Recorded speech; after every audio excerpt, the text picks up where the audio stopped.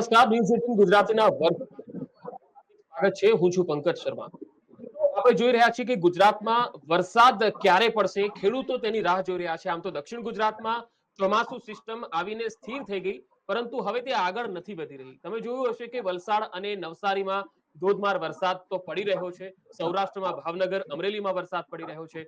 પરંતુ આખા ગુજરાતમાં જે વરસાદ આવવો જોઈએ, ચોમાસુ સિસ્ટમ જે આગળ વધવી જોઈએ, એ નથી દેખાઈ રહી. વરસાદ હાથ તાળી આપી રહ્યો છે, ચોમાસુ હાથ તાળી આપી રહ્યું છે, અને એક તરફ ખેડૂતો છે એ થોડા ચિંતિત હવે બન્યા છે. કારણ કે સાર્વત્રિક વરસાદ વિના ખેડૂતો વાવણી ન કરી શકે. વરસી નથી રહ્યા, ગરજી રહ્યા છે મેઘ.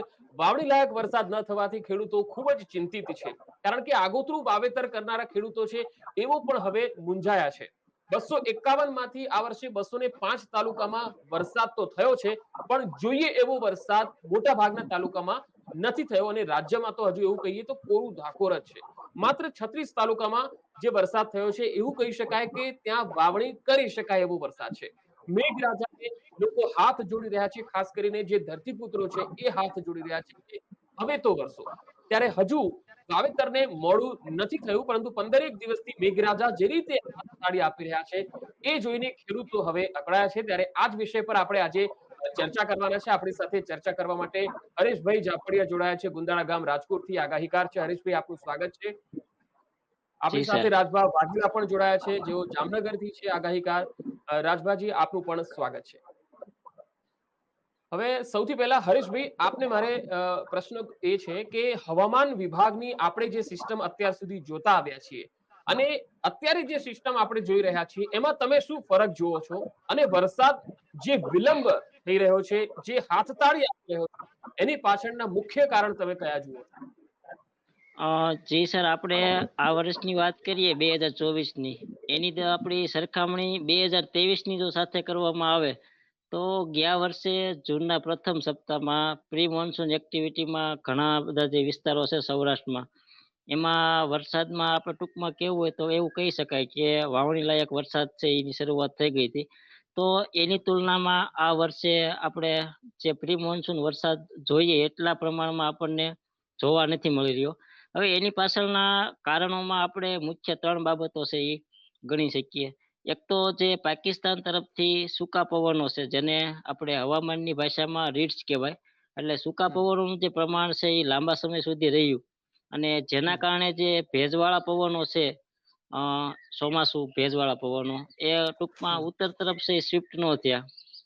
અને બીજા રીઝનમાં જોવું હોય તો જે મેડાગાસ્કર પાસે હાઈ પ્રેશર બને છે, જે આપણે ભારતીય ચોમાસા માટે મજબૂત હોવું જોઈએ, એ અવસ્થામાં ન હતું. અને ત્રીજી બાબત જોયું હોય તો જે બંગાળની ખાડીમાં છે, એમાં જનરલ એવું બનતું હોય છે કે જૂનના પ્રથમ સપ્તાહ અથવા બીજા સપ્તાહમાં કોઈ પણ વરસાદી સિસ્ટમ છે સક્રિય થતી હોય છે, એના કારણે ચોમાસું છે એ આગળ વધતું હોય છે.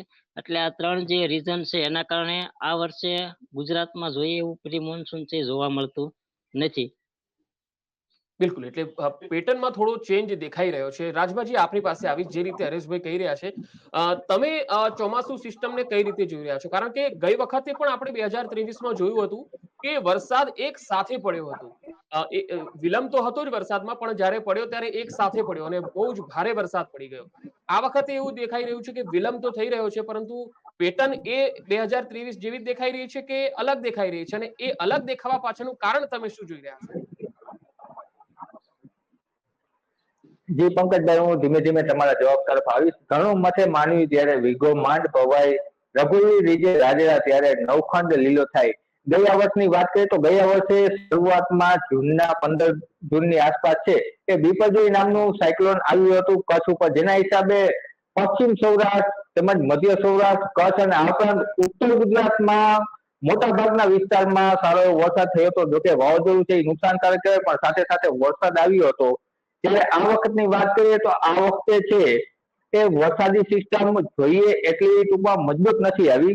અત્યારે હાલ બંગાળની ખાડીની વરસાદી સિસ્ટમનું ટ્રફ છે, જે 3 કિલોમીટરની ઊંચાઈ વાળા ભેજવાળા પવનો છે, તેના હિસાબે છૂટોછવાયો વરસાદ છે એ વરસી રહ્યો છે છેલ્લા 2 દિવસથી. અને આ વરસાદ છે એ હજુ પણ 30 જૂન સુધી જોવા મળશે. એક વાત કરીએ તો ખાસ કરીને બંગાળની સિસ્ટમોના અલગ અલગ પ્રકાર હોય. જો લો પ્રેશરની સિસ્ટમ હોય તો લો પ્રેશરની સિસ્ટમ આવતી હોય અથવા તો ડિપ્રેશન જેવી સિસ્ટમ મજબૂત સિસ્ટમ આવતી હોય બંગાળની ખાડીમાંથી, તો વરસાદનો વિસ્તાર વધી શકે છે અને મોટા વિસ્તારમાં 1 કે 2 દિવસમાં વરસાદ પડી શકે છે. પરંતુ હાલની જે સિસ્ટમની વાત કરીએ, એ સિસ્ટમ છે એ ફક્ત 3 કિલોમીટરની ઊંચાઈવાળા ભેજવાળા પવનો છે, જેના હિસાબે છે એ છૂટા છવાયા વિસ્તારમાં વરસાદ છે એ પડી રહ્યો છે. અને બીજા નંબરમાં એક વાત કરીએ કે જ્યારે સિસ્ટમ આપણા ગુજરાત તરફ આવતું હોય તો સિસ્ટમની દક્ષિણ પશ્ચિમમાં વધુ વરસાદ હોય છે. પરંતુ આ સિસ્ટમની વાત કરીએ તો આ સિસ્ટમ છે એ આપણાથી દક્ષિણના વિસ્તારમાં સમુદ્ર કાંઠા તરફ છે, મુંબઈની આસપાસ છે, એનું મોટું સર્ક્યુલેશન છે, જેના હિસાબે આપણે ફક્ત ખાલી ભેજવાળા પવનોનો લાભ મળે છે અને એના હિસાબે છૂટો છવાયો વરસાદ છે એ પડી રહ્યો છે સૌરાષ્ટ્ર ગુજરાતમાં. બિલકુલ, અત્યારે છૂટો છવાયો વરસાદ છે, પણ ખેડૂતોની ચિંતા ચોક્કસ વધેલી છે, કારણ કે ખેડૂતો વાવણી લાયક વરસાદની રાહ જોઈ રહ્યા છે. હરેશભાઈ, હવે તમારી પાસે આવીશ. મને એ જણાવો કે જો અત્યારે જે બી આગાહી અત્યારે કરવામાં આવી હોય, હવામાન વિભાગની હોય કે પછી અન્ય આગાહીકારોની હોય, પણ આ આગાહીકારોની આગાહી હવે થોડી થોડી ખોટી જ પડી રહી છે, કારણ કે આ ચોમાસું છે એ હાથ તાળી આપી રહ્યું છે. આપણે સૌ જોઈ રહ્યા છીએ કે 15 જૂન સુધી જે ચોમાસું જે છે એની સિસ્ટમ જે આવવાની હતી ગુજરાત તરફ, અને જોઈએ તો ચોમાસું 3 દિવસ વહેલું આવ્યું પણ ખરું, પણ એ સિસ્ટમ ધીરે ધીરે આગળ ના વધી. ખેડૂતોએ વાવણી ક્યારે કરવી જોઈએ? ખેડૂતોને આપ શું કહેશો? જી, સરસ પ્રશ્ન છે. અને આ વર્ષે ખેડૂતોનો સૌથી મોટો પ્રશ્ન વાવણીનો જે વરસાદ છે એ એક તો ઘણો બધો લેટ કહેવાય.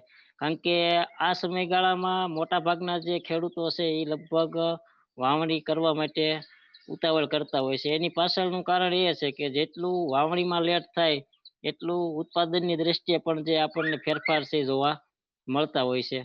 એટલે મારા ખ્યાલ મુજબ હજી પણ જે વરસાદી સિસ્ટમ છે એ અત્યારે ગુજરાત આસપાસ જ છે. પરંતુ આ વર્ષે વરસાદ છે જ મોડો થયો, એટલે એવું કહી શકાય કે જે ખેડૂતોની ધીરજ છે એ હવે ખૂટવા ઉપર છે. એટલે ખેડૂતોને અત્યારે એ સમયગાળામાં એવું લાગી રહ્યું છે કે હવે જલ્દી વરસાદ થાય તો સારું. પણ આપણે આશા રાખીએ છીએ કે હજી પણ જે વિસ્તારો બાકી છે, ખાસ કરી અને વાત કરવી તો સૌરાષ્ટ્ર છે, ઉત્તર ગુજરાત છે, મધ્ય ગુજરાત છે અને દક્ષિણ ગુજરાત છે. એમાં 30 જૂન સુધીમાં જે વિસ્તારો બાકી છે, કદાચ એવા 5-10% વિસ્તારો હજી પણ જૂન મહિનામાં રહી જાય. પણ 30 જૂન સુધીમાં જે વિસ્તારો બાકી છે, આપણે જે અગાઉ વિસ્તારોની વાત કરી, એમાં લગભગ વાવણી લાયક વરસાદ છે એ થઈ શકે છે. અને બીજી આપણે એક ખેડૂતને એ પણ સલાહ આપી શકીએ કે અત્યારે જે બિયારણ છે એ ખૂબ મોંઘું આવે છે.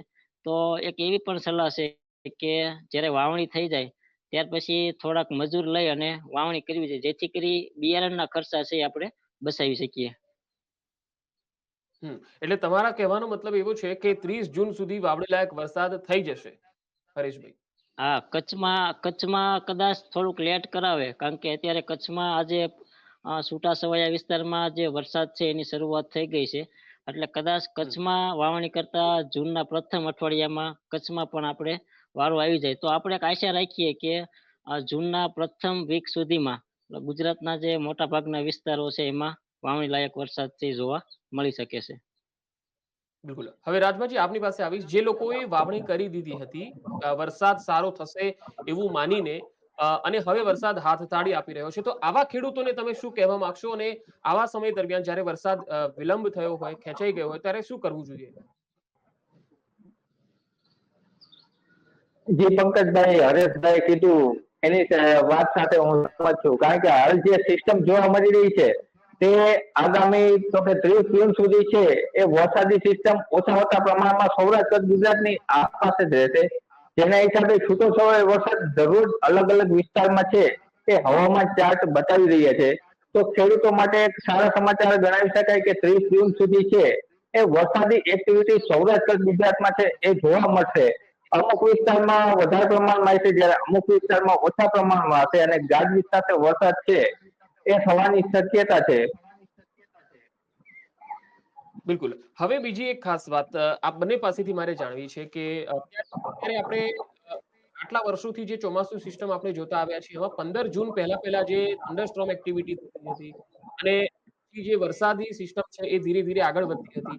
પણ આ વખતે આ બંને જે 2023 અને 2024 બંને વખતની ચોમાસુ સિસ્ટમ છે એમાં શું ફરક તમે જોઈ રહ્યા છો અને આ પાછળ જવા માટેનું કારણ આ જે પેટર્ન બદલાઈ છે એની પાછળના પરિબળો તમે કયા જવાબદાર માનો છો? હરેશભાઈ, સૌથી પહેલા તમે. અ પંકજભાઈ, આપણે જે એક રીઝન તો મેં તમને અગાઉ આપ્યું હતું અને લગભગ મોટા ભાગે એ કારણ જવાબદાર ગણી શકીએ. જે પાકિસ્તાન તરફથી જે સૂકા પવનો આવે છે એનું પ્રમાણ વધારે હોવાથી એની અસર છે ને એ ઠેઠ આપણે મધ્ય ભારત સુધી જોવા મળી હતી. એટલે આપણે એમ વાત કરીએ કે ઉત્તર ભારતથી લઈ અને મધ્ય ભારતના જે તમામ જે રાજ્યો છે એમાં સૂકા પવનો છે એ ભેજવાળા પવનો સાથે મિશ્ર થતા હતા. એટલે એવું બનતું હતું કે જે ભેજવાળા પવન છે, જે ચોમાસુ પવનો છે એ ખરેખર ઉત્તર તરફ આવવા માટે રોકતા હતા. એટલે એના કારણે જે આ વિસ્તારો છે એમાં આજે આ પ્રકારના પ્રી મોન્સૂન એક્ટિવિટી છે એમાં મોટા પ્રમાણમાં ઘટાડો છે એ જોવા મળ્યો છે આ વર્ષે. જી રાજભાઈ, તમે પણ આ વાત સાથે સહમત છો? આ પંકજભાઈ જરૂર હરેશભાઈ કીધું એ વાત સાથે સહમત છો અને હું લગભગ હવામાન ચાર્ટ છે એ 2015 થી છે એ જોતો આવ્યો છું. 2015, 2016, 2016 ની ખાસ વાત કરીએ વરસાદી પેટર્નની તો એ સમયગાળા દરમિયાન છે 2016 માં અને 2018 માં છે એ વાવણીમાં ખૂબ જ વિલંબ થયો હતો. એ સમયે છે એ શરૂઆતમાં સિસ્ટમ નહોતી આવી, પરંતુ એક વાત અહીં જોવા જેવી છે કે જ્યારે ગુજરાત તરફ, સૌરાષ્ટ્ર તરફ અથવા તો કચ્છ તરફ કોઈ વરસાદી સિસ્ટમ અરબ સાગર માંથી આવે છે તેના હિસાબે છે વાવણીનો વરસાદ છે એ પહેલા થતો હોય છે. જોકે આ વર્ષે છે એ અરબ સાગરમાં છે એ મજબૂત સિસ્ટમ જોવા ના મળી, જેના હિસાબે છે એ મોન્સૂન પેટર્ન છે 2024 ની એમાં થોડોક વિલંબ થયો છે. 2019 ની વાત કરીએ તો વાયુ નામનું સાયક્લોન છે એ આવ્યું હતું. ત્યારબાદ 2020 માં નિસર્ગ નામનું સાયક્લોન છે મહારાષ્ટ્ર તરફ ગયું હતું, જેના હિસાબે દક્ષિણ અને મધ્ય ગુજરાતમાં વાવણી લાયક વરસાદ થયો હતો. 2021 માં તોકતે નામનું સાયક્લોન આવ્યું હતું.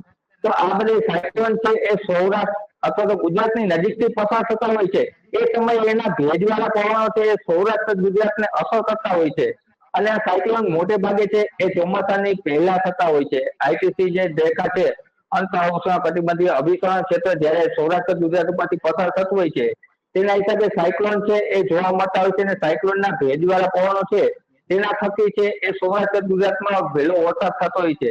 જોકે આ વર્ષે છે એ જોવા નતું મળ્યું અને આ વર્ષે અત્યારે બંગાળની ખાડીની વરસાદી સિસ્ટમ છે એ આપણને થોડો ઘણો લાભ આપી રહી છે અને આગળ પણ 30 જૂન સુધી છે એ લાભ આપે એવું હવામાન ચાર્ટ છે એ દર્શાવી રહ્યા છે.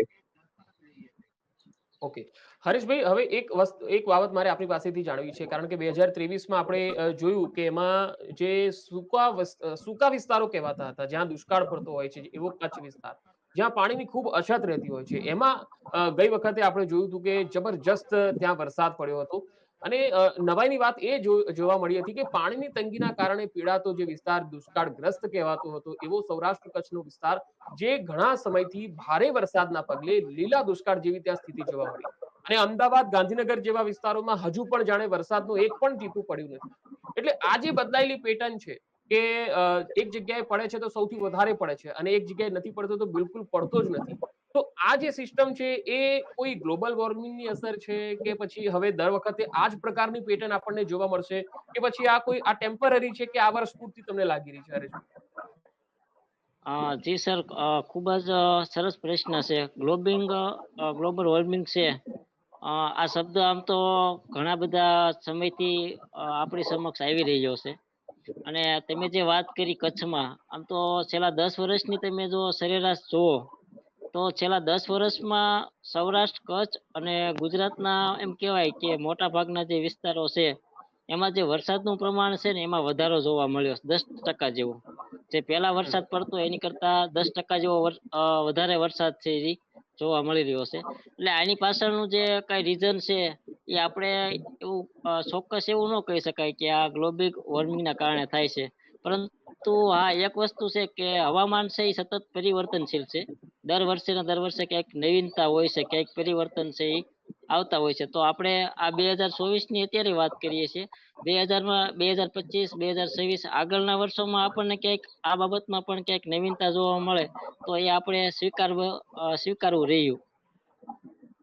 જી રાજભાજી, તમે કંઈક અલગ કહેવા માંગશો આ બાબતમાં? જે પંકજભાઈ હરેશભાઈ વાત કરી એનાથી હું સહમત છું. આ ઉપરાંત વાત કરીએ તો ઘણી વખત છે કે આપણે 2020માં અને 2021માં જોયું હતું કે ખાસ કરીને પશ્ચિમ સૌરાષ્ટ્ર અને કચ્છના વિસ્તારમાં છે એ વરસાદનું પ્રમાણ ખૂબ જ હતું. એમાં પણ 2020માં છે કે પશ્ચિમ સૌરાષ્ટ્ર આપણા મધ્ય સૌરાષ્ટ્રમાં ખૂબ જ વરસાદ પડ્યો હતો.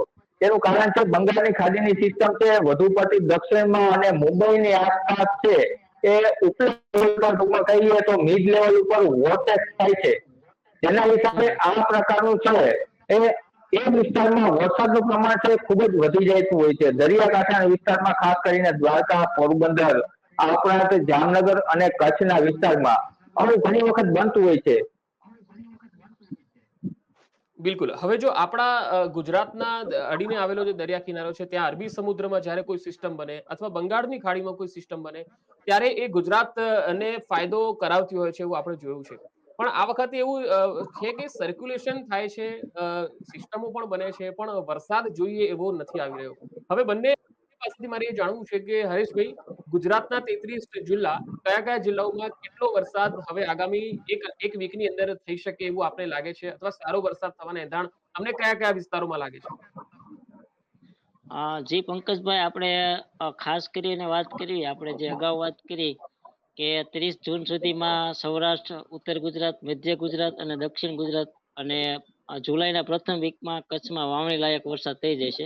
પણ એની સિવાય આપણે તમે જે ભારે વરસાદની વાત કરી તો આપણે ખાસ વાત કરીએ તો એમાં જે દરિયાઈ પટ્ટીના સૌરાષ્ટ્રના જે દરિયાઈ પટ્ટીના જે જિલ્લાઓ છે એમાં ભાવનગર છે, અમરેલી છે, જુનાગઢ છે, પોરબંદર છે, દ્વારકા, આ જે વિસ્તારો છે એમાં નોર્મલ કરતા વધારે વરસાદ પડવાની શક્યતાઓ છે એ રહેલી છે. અને એની સિવાય વાત કરવામાં આવે તો જે પશ્ચિમ કચ્છ છે એમાં પણ નોર્મલ કરતા વધારે વરસાદ છે એ પડવાની શક્યતાઓ છે. અને આવતા દિવસોમાં, આવતા સપ્તાહમાં આ જે વિસ્તારો મેં જણાવ્યા એ જિલ્લામાં ક્યાંક અતિ ભારે વરસાદની પણ શક્યતાઓ નકારી શકાય નહીં. આજે સવારમાં જ અને ગઈ રાતે પણ જે લાલપુર આસપાસના જે વિસ્તારો છે એમાં ઘણી જગ્યાએ એમ કહેવાય કે ચેકડેમો છે એ ભરી દીધા છે. એટલે આવા જે વરસાદો છે એ આપણે ખાસ આવતા દિવસોમાં દરિયાઈ પટ્ટી અને એને લાગુ જે જિલ્લાઓ છે એમાં જોઈ શકીએ છીએ, અથવા તો એની શક્યતાઓ છે એ રહેલી છે. રાજભાજી, તમે શું આગાહી કરવા માંગશો આગામી 7 દિવસની અંદર ગુજરાતમાં કયા કયા જિલ્લામાં અને ખાસ તો અમદાવાદમાં વરસાદ ક્યારે? જે પંકજભાઈ, હાલની સિસ્ટમની વાત કરીએ તો અપર સાયક્લોનિક સર્ક્યુલેશન સિસ્ટમ છે એ ખાસ કરીને ગુજરાતથી દક્ષિણના વિસ્તારમાં છે, એટલે કે અરબ સાગરની આસપાસ રહેલું છે. અને આગામી 30 જૂન સુધી છે તેની અસર અને તેના ભેજવાળા પવનો છે એ અરબ સાગરમાં ગુજરાતના દરિયાકાંઠે જોવા મળશે. તેના હિસાબે ખાસ કરીને હરેશભાઈ વાત કરી એમ સૌરાષ્ટ્રની દરિયાઈ પટ્ટીના વિસ્તારો જેમ કે જુનાગઢ છે, ગીર સોમનાથ છે, આ ઉપરાંત અમરેલી, ભાવનગર, બોટાદ તેમજ પોરબંદર અને દ્વારકાનો વિસ્તાર. અને સાથે સાથે વાત કરીએ તો આ ભેજવાળા પવનો છે જેના હિસાબે મધ્ય ગુજરાત અને દક્ષિણ ગુજરાત, મધ્ય ગુજરાત, દક્ષિણ ગુજરાત અને આ ઉપરાંત ઉત્તર ગુજરાતના પણ વિસ્તારોમાં સુધી અલગ અલગ દિવસે છે એ વરસાદ જોવા મળશે. આપણા માટે બેનિફિટ એ છે કે આ સિસ્ટમ છે એ થોડો લાંબો સમય સુધી અરબ સાગરમાં જોવા મળશે. તેના હિસાબે દરરોજ છે એ અલગ અલગ વિસ્તાર છે વરસાદી એક્ટિવિટી જોવા મળશે. 30 જૂન સુધી છે એ ભેજવાળા પવનો સૌરાષ્ટ્ર ગુજરાતને લાભ આપતા રહેશે. જી હરેશભાઈ, તમે જ્યારે આગાહી કરો છો ત્યારે કઈ કઈ બાબતોને ધ્યાનમાં રાખીને કરતા હોવ છો, અને ગુજરાતને પરિપ્રેક્ષ્યમાં જ્યારે કરતા હોવ છો ત્યારે એનું એ મૂલ્યાંકન છે, એનો હિસાબ તમે તાળો કઈ રીતે મેળવો છો કે આ પ્રમાણે લાગી રહ્યું છે કે ગુજરાતમાં વરસાદ વધારે થશે એવું તમને લાગે? જી પંકજભાઈ, સૌપ્રથમ તો અમે શિયાળા દરમિયાન છે એ શિયાળા દરમિયાન જે કચ્છ કાતરા થાય છે એની યાદી બનાવી છે અને 225 દિવસ એમાં ઉમેરવી, એટલે અમને એની સામે પાકતી તારીખમાં જે કાંઈ ટાઈમ ટેબલ હોય જૂન, જુલાઈ, ઓગસ્ટ અને સપ્ટેમ્બર, આ જે 4 મહિના છે એમાં પાકતી તારીખમાં ટૂંકમાં શિયાળાના જે 4 મહિના છે એ 4 મહિના દરમિયાન શિયાળા દરમિયાન જે કચ્છ કાતરા થાય છે એની નોંધ રાખીએ છીએ. અને એનું જે તાલમેલ છે એ જે અત્યારે વૈજ્ઞાનિક જે બધા વિવિધ ફોરકાસ્ટ મોડલ છે આ બંનેની જે કમ્પેરિઝન કરી અને સાથે સાથે જે GSF અમેરિકા વાળાનું મોડલ છે, પછી ECMWF છે, ત્યારબાદ જીએમ જેમ મોડલ છે, આવા વિવિધ લગભગ 10 થી 12 જેવા ફોરકાસ્ટ મોડલ છે. આ બધાયનું જે તારણ કાઢી અને એ બધાય જે મોડલ છે, એ જે મોડલ સૌથી વધારે 3 કે 4 મોડલ છે કે વધીને 5 મોડલ જે વિસ્તારમાં વધારે વરસાદની શક્યતા દર્શાવતા હોય, તો ટૂંકમાં કેવું હોય તો એવું પણ કહી શકાય કે ભારતીય હવામાન વિભાગ ખાતું છે એના પણ જે હવામાન છાટ આવે છે, દરરોજ અપડેટ થતા હોય છે, તો એમાંથી પણ થોડું ઝાઝું છે એ લઈએ છીએ. એટલે આમ આ બધી બાબતોનું મિશ્રણ કરી અને આગાહી કરવાનો પ્રયત્ન છે અમે છેલ્લા લગભગ 5-6 વર્ષથી કરીએ છીએ અને હજુ પણ આગળ કરતા રહીશું. જી રાજભાઈ, તમે જે આગાહી કરો છો એમાં તમે કયો એ દેશી હિસાબ છે એ માનતા હો છો? કારણ કે હવામાન વૈજ્ઞાનિકો છે એ લોકો તો મેપ અને જે સિસ્ટમો છે એના આધારે કરતા હોય છે. તમારો અભ્યાસ કઈ રીતનો હોય છે અને કઈ રીતે તમે અભ્યાસ કરો છો? જી પંકજભાઈ, આપણે જો કે દેશી રીતે અને ટૂંકમાં કહીએ તો હવામાન ચાર્ટ લેટેસ્ટ ટેકનોલોજી હાલમાં જોવા મળી રહી છે, તે બે રીતે હવામાન ચાર્ટ નો છે એ અભ્યાસ કરતા હોય છે. પણ દેશી બાબતે હજી મને થોડું ઓછું ભાવે છે. આમ તો કફ કાંકરાની ગણતરી છે એ તારીખો પ્રમાણે લખી લઉં છું કે શિયાળામાં કફ રૂપી વાદળો છે જોવા મળ્યા અને 225 દિવસ થાય એટલે વરસાદ આપે. પરંતુ એ સમય જોવાનું કે કફ જયારે જોવા મળે ત્યારે ઝાકળ આવતી હોય છે, ત્યારે ઝાકળના થોડા કફ છે એ ટૂંકમાં કહીએ તો છૂટાછવાયા વિસ્તારમાં વરસાદ આપી શકે છે. અને બીજી રીતે હાલની લેટેસ્ટ ટેકનોલોજી હવામાન ચાર્ટ નું જોઈએ તો હવામાન ચાર્ટ નું શિયાળા અને ઉનાળા દરમિયાન છે લાનીનોના ચાર્ટ, અલનીનોના ચાર્ટ આવતા હોય છે અમેરિકન હવામાન ચાર્ટના. આ ઉપરાંત ઓસ્ટ્રેલિયન બીઓએમ દ્વારા છે એના દ્વારા રજૂ કરાતું હોય છે અને આ ઉપરાંત ભારતીય હવામાન વિભાગ પણ ચાર્ટ આપે છે, રજૂ કરતા હોય છે. તેમાં 3 થી 4 મહિનાનો છે સમયગાળો હોય છે લાનીનો, અલનીનો અને એન્સો. અને ત્યારબાદ વાત કરીએ તો ઇન્ડિયન ઓશન ડિપોલ જે આઈઓડી છે જે આપણે લાગુ પડે છે અરબ સાગર અને બંગાળની ખાડીનું તાપમાન. આ બંને મુખ્ય પરિબળો છે ચોમાસાને જવાબદાર, અલનીનો, લાનીનો અને આયોડી. આના ઉપરથી આગળના વર્ષનું છે એ થોડું ઘણું તારણ આવતું હોય છે. ત્યારબાદ વાત કરીએ 5 થી 7 દિવસ દરમિયાન કેવું રહેશે વાતાવરણ, તેને લગતા હવામાન ચાર્ટ જોઈએ તો સૌથી પહેલા ભારતીય હવામાન વિભાગના જે હરેશભાઈ કીધું કે ડેઈલી હવામાન ચાર્ટ છે એ રજૂ થતા હોય છે. આ ઉપરાંત અમેરિકન હવામાન ચાર્ટ, જીઓડેસ મોડેલ અને એટીએમડબલ્યુ યુરોપિયન હવામાન ચાર્ટ છે, આ ત્રણેયનું મિશ્રણ કરી અને અંદાજો મેળવતા હોય છે અને આ રીતે છે અમે પીરસતા હોય છે. બિલકુલ. હવે એ મને જણાવો કે જુલાઈ મહિનાની હવે આપણે વાત કરીએ, કારણ કે 30 જૂન સુધી તો તમે કહી દીધું. હવે જુલાઈ મહિનામાં અરબી સમુદ્રમાં કે બંગાળની ખાડીમાં કોઈ સિસ્ટમ એવી બની રહી છે, તમે જોઈ રહ્યા છો, તમારો હિસાબ શું કહે છે? હરેશભાઈ, જુલાઈ મહિનાની વાત ગુજરાત માટે. જુલાઈ મહિનામાં અત્યારે જે વિવિધ ફોરકાસ્ટ મોડલ છે એમાં એક 7 અથવા 8 જુલાઈના રોજ બંગાળની ખાડીમાં એક સિસ્ટમ બનવાની શક્યતાઓ છે એ દર્શાવી રહ્યા છે. અને આ સિસ્ટમ છે એના જે મિડ લેવલમાં જે ટૂંકમાં 700 એસપીએ, 600 એસપીએ અને 850 એસપીએ છે. આ જે બંગાળની ખાડીમાં જે સિસ્ટમ બને છે અને એ સમય દરમિયાન ગુજરાત આસપાસ અરબી સમુદ્રમાં એક અપર એર સાયક્લોનિક સર્ક્યુલેશન હશે. અને હાલ જોતા તો એવું લાગે છે કે આ બંનેનું જે બંગાળની ખાડીનું જે અપર એર સાયક્લોનિક સર્ક્યુલેશન છે ઈ અને અરબી સમુદ્રમાં જે યુએસી છે, આ બેયનું બહોળું સર્ક્યુલેશન છે ઈ સર્જાય છે અને એના કારણે જુલાઈ મહિનામાં પણ આપણે અપેક્ષા એવી રાખવી કે 10 જુલાઈ સુધી તો વાતાવરણ છે ઈ જોવા મળી શકે છે. બિલકુલ. એટલે 10 જુલાઈ અને પછી વરસાદ ખેંચાય એવું તો નહીં થાય ને? ના, જુલાઈ મહિનામાં હાલ પૂરતો તો એવો અંદાજ છે કે જુલાઈ મહિનામાં જે નોર્મલ વરસાદ આપણે પડતો હોય છે ગુજરાતમાં એના કરતા વધારે, એટલે નોર્મલ થી વધારે વરસાદ છે ઈ પડવાની શક્યતાઓ છે ઈ દેખાઈ રહી છે. જી રાજભાઈ, તમે જુલાઈ મહિનામાં શું આગાહી કરવા માંગશો? તમારો હિસાબ શું કહે છે? જે હરેશભાઈ કહ્યું એ મુજબ અમેરિકન હવામાન ચાર્ટ છે એ 6 થી 8 જુલાઈ દરમિયાન બંગાળની ખાડીની સિસ્ટમ છે એ સૌરાષ્ટ્ર ગુજરાતને અસર કરતા થાય એવો હાલ મુજબ પ્રાથમિક અંદાજ છે. જુલાઈ મહિનામાં અને ઓગસ્ટ મહિનામાં મોટે ભાગે બંગાળની ખાડીમાંથી સિસ્ટમો આવતી હોય છે.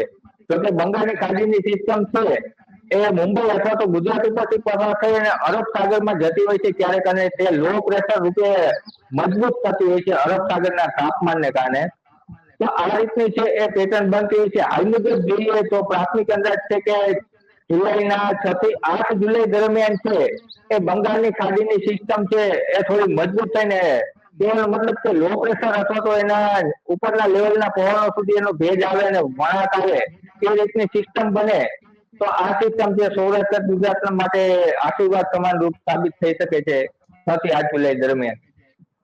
બિલકુલ, એટલે જુલાઈમાં સારો વરસાદ થશે તેવા એંધાણ તમે બંને કહી રહ્યા છો. હવે એક છેલ્લો સવાલ તમને કરીશ. હરેશભાઈ, તમને શું લાગે છે કે ખેડૂતો માટે આ ચોમાસું કેવું રહેશે, કેટલા ટકા રહેશે, અને ખેડૂતો માટે અત્યારે કોઈ ચિંતાજનક બાબત તમે જોઈ રહ્યા છો ખરા? જી પંકજભાઈ, આપણે વાત કરી ચોમાસું છે એ કેવું રહી શકે, તો હાલ જે વિવિધ ફોરેકાસ્ટ મોડેલ છે, લાંબા ગાળાના જે પેરામીટરો છે, એના આધારે એવું કહી શકાય કે અત્યારે જે થોડી કન્ડિશન છે એ વીક છે ચોમાસાની, બરાબર. પણ એ આવતા દિવસોમાં આપણે વાત કરીએ એમ લગભગ સારું છે થઈ શકે છે, એટલે સારા વરસાદથી જોવા મળી શકે છે. અને ઓલ ઓવર ચોમાસાની વાત કરીએ તો જુલાઈમાં નોર્મલ કરતા વધારે વરસાદથી જોવા મળી શકે છે, અને ઓગસ્ટમાં કદાચ એવું બની શકે કે થોડોક ગેપ છે જોવા મળી શકે, અને સપ્ટેમ્બર મહિના દરમિયાન પણ નોર્મલ કરતા વધારે વરસાદ છે એ ગુજરાતમાં પડી શકે. એટલે આપણે એકંદરે વાત કરીએ તો ગુજરાતના મોટા ભાગના જે વિસ્તારો છે એમાં નોર્મલ કરતા વધારે વરસાદ પડવાની શક્યતાઓ છે એ દેખાઈ રહી છે. રાજભાઈ, તમે શું કહેશો? એ બરાબર પંકજભાઈ સાથે સહમત છું. આઈએમડી એટલે કે ભારતીય હવામાન વિભાગ જે છે એ ઓગસ્ટ આપણે એપ્રિલ મહિનામાં છે એ પ્રથમ તારણ આપ્યું હતું 2024 ચોમાસાનું. તેમાં સૌરાષ્ટ્ર ગુજરાતમાં છે એ સારો એવો વરસાદ છે એ દર્શાવ્યો છે. જોકે જૂનમાં થોડી મોડી શરૂઆત થઈ, પણ એકંદરે જુલાઈમાં કહીએ તો જુલાઈમાં છે એ સારો વરસાદ છે એનો પ્રાથમિક અંદાજ છે કે સૌરાષ્ટ્ર ગુજરાતમાં છે સારો વરસાદ જોવા મળી શકે છે. બિલકુલ. તો ખૂબ ખૂબ આભાર હરેશભાઈ અને રાજભાજી અમારી સાથે જોડાવા માટે અને ચર્ચા કરવા માટે, ખેડૂતોને માર્ગદર્શન આપવા માટે.